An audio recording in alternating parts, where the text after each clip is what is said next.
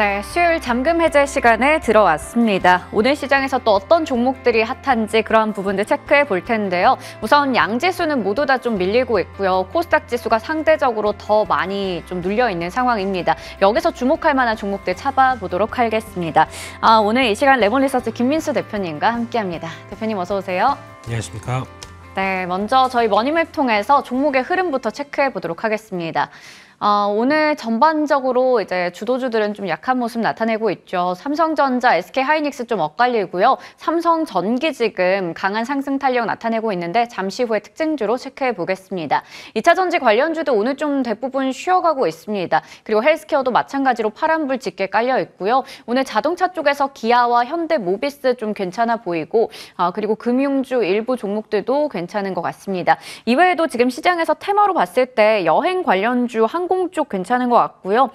그리고 일부 또 온 디바이스 AI나 HBM 관련주들도 약간의 상승세 지속하는 종목들이 있습니다. 자, 그러면 개장 특징주 알아볼 텐데 오늘 먼저 첫 번째로 최근에 저희 체크해봤던 종목이죠. 지난주 종목이었습니다. 자화전자 볼게요. 추천해 주시고 나서 거의 뭐 이틀 정도 뒤에 바로 또 강한 상승 탄력을 보여주기도 했는데요. 이 종목 최고가 기준 수익률 14% 이상 기록하고 있고 최근에 외국인들의 수급도 괜찮습니다. 더 갈 수 있을지 궁금한데요. 어떻게 보면 좋을까요? 네, 더 갑니다. 네. 네. 목표 주가가 얼마였죠? 지금 목표 주가를 잠깐 좀 변경을 해야 될 것 같고요. 네. 지금 시장 분위기는 아까 보셨던 뭐 삼성전기도 그렇지만 이제 IT 쪽에 대한 기대감들이 좀 더 커지면서 나오는 분위기까지 감안한다. 그러면 그때도 약간 시장에서 LG노텍과의 관계 때문에 내년에 뭐 애플 물량들을 좀 덜 받는 거 아니냐라는 쪽인데 덜 받는 게 아니라 지금 투자를 그렇게 해놨기 때문에 그대로 이어가는 거엔 변함이 없다고 봐야 되겠죠. 그렇기 때문에 그런 오해들 떨치고 움직인다라고 하게 되면 내년에 대한 실적 기대감 여전히 바뀐 게 없습니다. 여전히 최대 실적의 분위기 나온다라고 하게 되면 하나하나씩 레벨업을 시켜가겠죠. 그래서 내년까지 바라봐야 될 종목이라고 생각하고 있고 아마 지금 기준이라고 보게 되면 한 35,000원대 말씀드렸던 가격대 부분은 내년에 충분히 도달하지 않을까 하는 쪽에서 추세 맞아가는 과정들 다시 지켜보셨으면 좋겠습니다. 네, 꾸준히 추세 좀 체크해볼 필요가 있을 것 같고요. 내년에 스마트폰 업황 개선에 대한 기대감도 있기 때문에 자화전자 비롯한 종목들 볼 필요가 있어 보입니다. 다음으로 오늘 머니맵에서도 좀 독보적으로 상승부를 켜고 있었던 종목이 삼성전기가 될 텐데요. 꾸준히 지금 차트 우상향 했습니다. 최근 들어서요. 오늘 3% 정도 올라가면서 15만 원대에서 움직이고 있어요. 이게 또 지금 이 월드지수에 15년 연속으로 편입됐다 이러한 뉴스도 나오고 있고 최근에 뭐 외국계 매수 흐름도 괜찮은 것 같고요. 지금 내년에 실적도 더 좋을 거다라는 얘기 나오고 있는데 적정 매수가 궁금합니다. 지금 구간은 좀 부담스러울까요? 우리 삼성전기가 달라졌어요.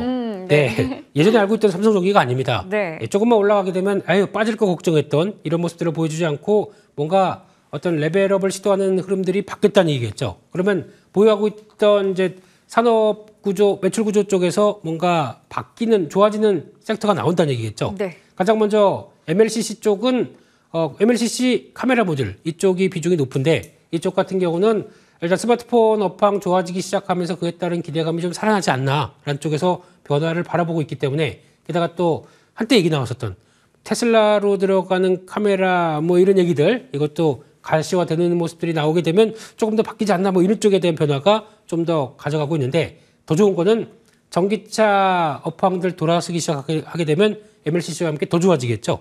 그 부분은 내년까지 좀 더 지켜봐야 되는데 그걸 빼고 나머지 쪽에 IT 쪽은 분위기 나쁘지 않다라고 바라보고 있는데 그중에 하나 플러스 알파가 되는 게 이 기판 쪽인 것 같습니다.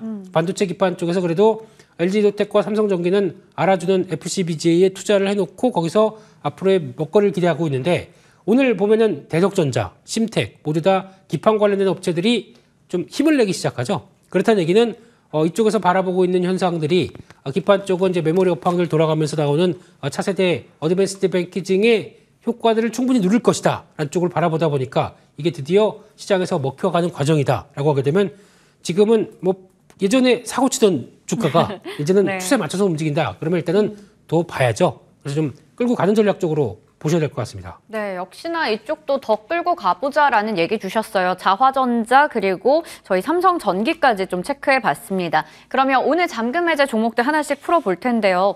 먼저 첫 번째 종목은 퓨릿 보도록 할게요. 이게 상장한 지 그렇게 오래되지는 않은 종목인데 바로 퓨릿입니다. 반도체 부활의 숨은 수혜주 오늘 체크해 볼 텐데 반도체주가 다시 지금 또 주도주로 부상하고 있습니다. 최근에 뭐 온디바이스 AI라던가 HBM 이런 쪽에 밸류체인 단이 좀 많이 부각이 되고 있는데 퓨릿도 일단 업황이 전체적으로 개선된다라는 측면에서 볼만한 걸로 가지고 오셨죠? 네, 이름은 마음에 듭니다.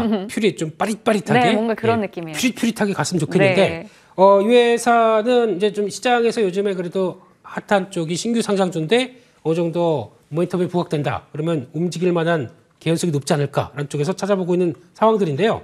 이 회사 강점은 이제 초고순도 쪽에서 반도체 디스플레이 들어가는 세정과 관련된 쪽에서 어떤 케미컬 화학 제품을 생산하는 회사라고 보시면 될 것 같습니다. 그런 쪽에서 그 포토레지스트리죠. 이쪽에 네. 들어가는 발음이 잘 안 됐나요? 네. 세정용 쪽에 담당을 하고 있다라고 보시면 될 것 같은데 그런 변화를 봤었을 때 왜 지금 반도체 업황과 함께 이 회사를 봐야 되느냐라고 하게 되면 보통 반도체 업황이 개선된다, 메모리 업황이 개선된다라고 하게 되면 그동안 많이 안 좋았다 보니까 감산을 했겠죠. 네. 감산을 한 다음에 이제 디레 가격들이 올라가기 시작한다 그러면 이제 슬슬 가동률을 높여야 되지 않을까라고 하게 되면 가동률을 높일 때 가장 먼저 나오는 쪽에 하나의 어떤 소재 부품 쪽 중에 하나가 이런 화학용품 쪽이겠죠. 네. 그런데 그쪽에 세정 쪽이 어느 정도 변화가 들어온다라고 하게 되면 가동률이 올라오면 올라갈수록 다시 더 많이 쓰인다라고 하다 보니까 메모리 업황만 본다고 하더라도 그에 따른 성과를 그대로 개선 쪽으로 가져갈 수 있다라는 관점에서 봤을 때 지금 같은 경우 재료 측면 쪽에서 좀 봐야 될 흐름들이 아닌가 생각이 들고 있습니다. 네, 업황이 개선되고 그동안 감산하던 게 이제 다시 또 가동을 한다면 이런 쪽들의 수혜도 기대해 볼 수 있을 것 같습니다. 퓨릿 좀 빠릿빠릿하게 움직일 수 있을지 보니까 고객사들도 여러 좀 굵직한 회사들 가지고 있어요. 인텔향 진입도 내년에 기대된다라고 하는데요. 네, 이거는 기대감이긴 한데 성과가 나왔을 때는 양적인 성장이 나올 수밖에 없겠죠. 네. 그런 쪽에서 일단은 올해 하반기부터는 그래도 듀폰 쪽의 물량이 뭐 크지는 않지만은 그래도 납품이 들어간다라고 하게 되면 그에 따른 변화를 좀 기대를 할 수 있을 것 같고요. 그 밖에 또 의외로 저희가 알고 있는 대부분의 반도체 회사들 쪽으로 들어가는데 그 중에 하나가 혹시나 이제 인텔 쪽으로 들어가기 시작하면서 성과를 낸다라고 하게 되면 이 부분도 하나의 또 모멘텀이 되지 않을까라는 쪽에서 앞으로의 변화 요인들을 지켜봐야 될 것 같고요. 마지막으로 또 리사이클링 사업 쪽에 강점이 있습니다. 이 회사가 한국 알코올 그룹 쪽에 들어가 있습니다. 네. 그 안에 들어가 있는 대표적인 ENF 테크놀로지라는 회사도 있죠. 네. 관련된 또 반도체 소재 공정 재료 회사인데 이쪽과 함께 같이 들어가는 폐액이 있을 거죠. 다 쓰고 남은 이런 독성이 있는 폐액들을 네. 수거를 해서 다시 재생산하는 리사이클링 산업을 시작을 했습니다. 이런 쪽에서 그러면 성과를 낼 수가 있겠다라고 바라보고 있고 게다가 또 신규 사업적으로 폐 플라스틱 열분해유 재생 사업, 그러니까 플라스틱을 분해를 해서 그걸 가지고 또 기름으로 뽑아내는 사업들 같은 경우도 재생 사업을 하고 있는 추진하고 있는 상황이기 때문에 이에 따른 성과를 나오게 되면은 저희가 또 리사이클링 사업들은 또 성공했을 때 또 계속 밸류가 좀 더 주는 현상들이 나오게 되겠죠. 이런 부분들까지 생각했을 때 기대 요인들도 좀 더 있다 이렇게 바라보고 있습니다. 네, 앞서 표에서도 봤지만 퓨릿 같은 경우에는 적용 산업이 반도체 디스플레이 그리고 2차 전지 이렇게 좀 크게 나눠볼 수 있을 텐데요. 고객사는 우리가 정말 잘 알고 있는 뭐 삼성전자 그리고 SK하이닉스, 인텔, LG화학, 디스플레이 등등 정말 많습니다. 이러한 부분들에서 좀 기대를 해볼 만한 종목이다 얘기 주셨고 거기다가 리사이클링 사업을 확대하고 있다라는 측면에서도 하나의 또 모멘텀을 체크해 볼 수 있었는데요. 그러면 퓨릿 이 오늘은 2% 가까이 올라가고 있습니다.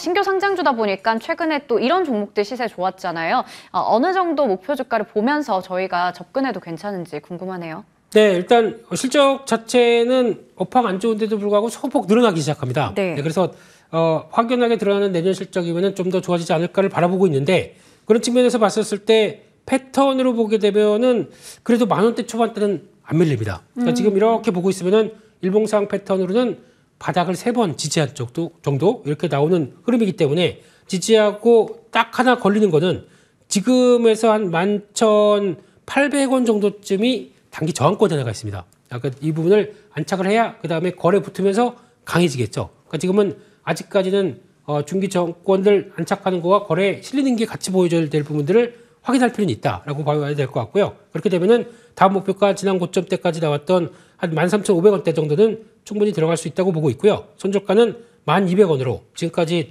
계속 지지했던 박스권이 이탈한다. 그러면 리스크 관리하는 쪽으로 말씀을 드리겠습니다. 네, 일단 10,000원대에서 계속해서 지금 자리를 잘 잡고 있는 상황입니다. 목표 주가는 전고점 부근인 13,500원 제시해 주셨고요. 손절가는 1,200원 설정해 주셨습니다. 다음 종목으로 넘어가 보도록 할게요. 바로 제이오입니다. 2차 전지의 게임 체인저, 또 음극재, CNT 도전재 앞으로 또 기대가 늘어난다라는 얘기 나오고 있는데요. 첫 번째 투자 포인트 열어보도록 하겠습니다. 먼저 첫 번째로 실리콘 음극재, 앞서 얘기 드렸던 부분이죠. 최근에 또 2차 전지주가 약간 또 밀리고 있어요. 이런 가운데서 소재 테마로 하나 볼 수 있을 것 같은데 아무래도 뭐 업황 반등한다면 이런 또 실리콘 음극재 채택도 늘어나지 않을까 싶습니다. 네, 이 회사는 당장 뭐 올해가 아니라 뭐 올해도 얼마 안 남았네요. 네. 네, 근데 내년까지 봤었을 때 나올 수 있는 실적에 대한 변화 기대감과 그 흐름들을 찾아보면서 조금 길게 보는 시각들이 필요하지 않을까 생각되고 있는데 그런 쪽에서 이 회사는 아직까지 매출은 플랜트 엔지니어링이라고 하는 쪽에서 거기서 나오는 부분들이 거의 답니다. 한 70% 차지하고 있는데 우리 회사가 이쪽으로만 가면 안 되겠지. 신규 사업들을 뭘 찾자라는 쪽에서 2차 전지 도전제용 탄소 나노튜브를 개발해서 현재 매출 비중은 한 15% 정도 되는데 이 부분이 좀 더 확대될 걸로 기대한다라고 하게 되면 이 부분에 대한 성과, 앞으로에 대한 증설 흐름들 이런 것들도 체크를 해야 되겠죠. 그게 가장 중요한 앞으로의 체크 포인트다 이렇게 말씀드리겠습니다. 네, 그동안 사업의 정말 대부분이 플랜트 엔지니어링 쪽이었는데 이제 여기서 신사업 측면에서 2차 전지 도전제용 CNT를 또 개발해서 하고 있습니다. 이게 지금 보니까 독자적인 기술을 가지고 있기 때문에 꾸준히 앞으로 뭐 생산 설비도 늘어날 걸로 보이고 시장의 규모도 커질 것으로 지금 기대되고 있거든요.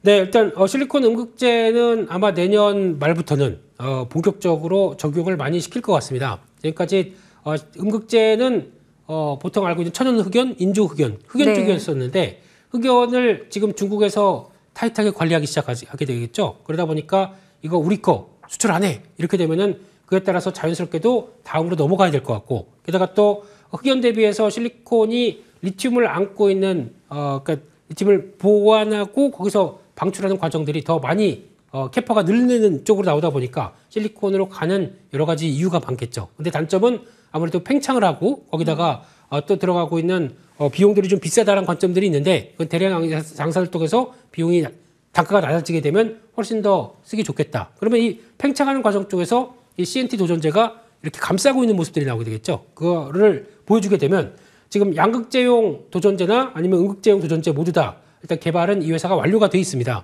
그런 쪽에서 가장 먼저 음극재용 쪽은 지금 클 테스트가 들어가서 성과를 낸다라고 하게 되면 이 부분도 앞으로 기대가 높다라는 쪽으로 바라보고 있고요. 그러다 보니까 이제 독자적인 기술을 가지고 탄소 나노튜브 기술을 가지고 여기 적용을 시켰다라는 쪽에서 앞으로 기대감이 높은데 7월 달부터 안산 공장에서 신규 설비가 가동되면서 700톤 들어왔고 내년 2025년까지 그래서 5,000톤 규모로 확장한다라고 하게 되면 실적이 레벨업 될 수 있는 근거가 될 수 있겠다라는 쪽에서 이 부분에 대한 증설 스케줄들 그리고 또 적용되는 과정들 잘 지켜보셔야 될 것 같습니다. 네, 이게 양극재용, 음극재용, CNT 관련해서 기대감이 있습니다. 실적 개선으로도 이어질 수가 있는 부분이겠고요. 거기다가 지금 신규 사업으로 차세대 탄소 나노튜브 제품을 개발했다라고 하는데요.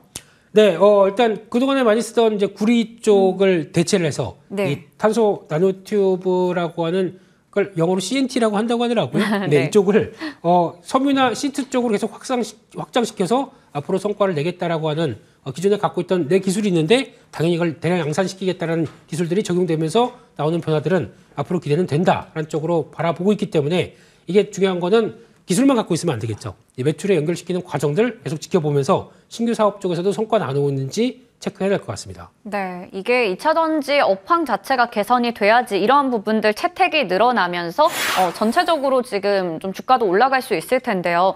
오늘 또 마침 2차 전지 업종이 다 같이 좀 밀리다 보니까 3% 넘게 빠져 있습니다. 27,750원이요. 아까 전에 내년까지 길게 보자라고 얘기해 주셨어요. 목표 주가 어느 정도로 보세요?